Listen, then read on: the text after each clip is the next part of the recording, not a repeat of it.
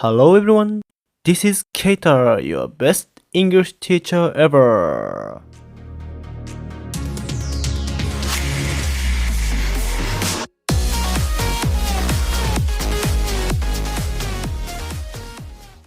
Today, let's talk about why some people get good results while others don't. I want to tell you about just one difference, how they spend their time. Have you ever noticed some people who do well in school or work, even though they have similar skills and work as hard as others? I've seen that too. I'm sure you want to be the kind of person who gets good results in everything. By learning how successful people use their time, which I'll share today, you can do better in school or work. But before we get into that, let me tell you a story from when I was in high school and went to a cram school. In my last year of high school, after retiring from my club activity, I decided to join a cram school to get into Waseda University. Around the same time, a friend joined with me, and it's interesting how our situations were almost the same.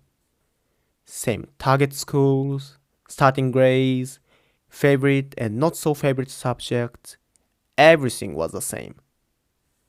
We were both good at Japanese history and struggled with Japanese language subjects. Furthermore, we went to the cram school together, whether there were classes or not.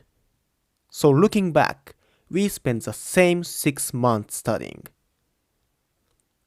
As time passed, during a chat on one lunch break, I asked him, "Hey, what order do you usually study your subjects?" And my friend was like, Japanese language in the morning, English in the afternoon, and Japanese history in the evening, I guess.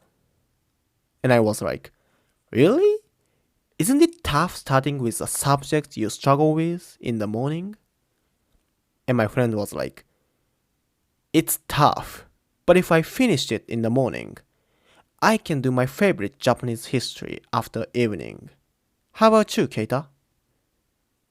And I was like, I start with Japanese history in the morning to get going that day, then English, and lastly, the Japanese language subject I struggle with. But by night, I'm usually too tired to focus much, haha. And my friend was like, okay, well, everyone is different. So, we both kept studying for 6 months, encouraging each other. And the day of the exam arrived. Finally, the results were what you might guess. He got into Waseda, and I didn't. To repeat, when we joined the cram school, our starting grades and study hours were the same. So our talents and efforts were equal. But why did this difference happen between him and me? The answer was in a book called Kami Jikanjutsu by psychiatrist Shion Kabasawa, where he explains the time use difference. In the book, the one big thing that separated him and me from Waseda University was how we spend our time. Now let's explore what exactly is the difference in how people use their time between those who get good results and those who don't. It's all about doing the hardest task first thing in the morning. Why? The reason is, our energy and focus are at their peak in the morning, but gradually they decrease over time, similar to how stamina works in a marathon. In our case, the hardest task was studying our least favorite subject, Japanese language, with difficulty reading stuff. But here's the point. I spent the golden morning time on the easiest subject, Japanese history, leaving the Japanese language for the low-focus evening. Not the smartest move. Probably felt like studying Japanese language, but didn't focus much. This choice created a big gap in our Japanese grades and decided our exam success or failure. It's not about what you like or situation. It's about hitting the most important task early in the morning.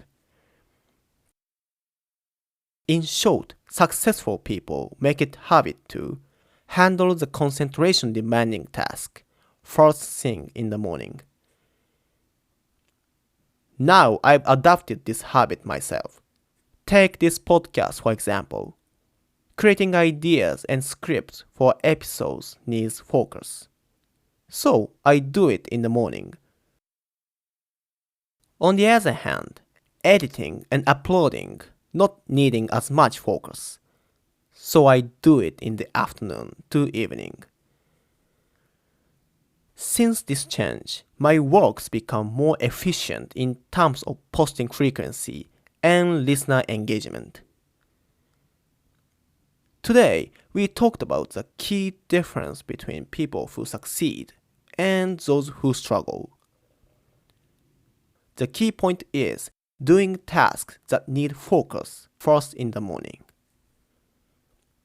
If you are finding it hard to get the results you want in school or at work, consider changing up your task order. For instance, with your job, aren't you starting your day with less demanding tasks like checking email or attending meetings? Instead, try something different. Dive into creative and focus demanding tasks like planning business or creating documents, something like that. Save less demanding tasks like checking emails for the afternoon. By doing this, you might find your day becoming more productive and creative. Give it a shot and see how it boosts your productivity. This channel delivers life hack in simple English every week. To make sure you don't miss a broadcast, please show your support by liking and following. See you next time.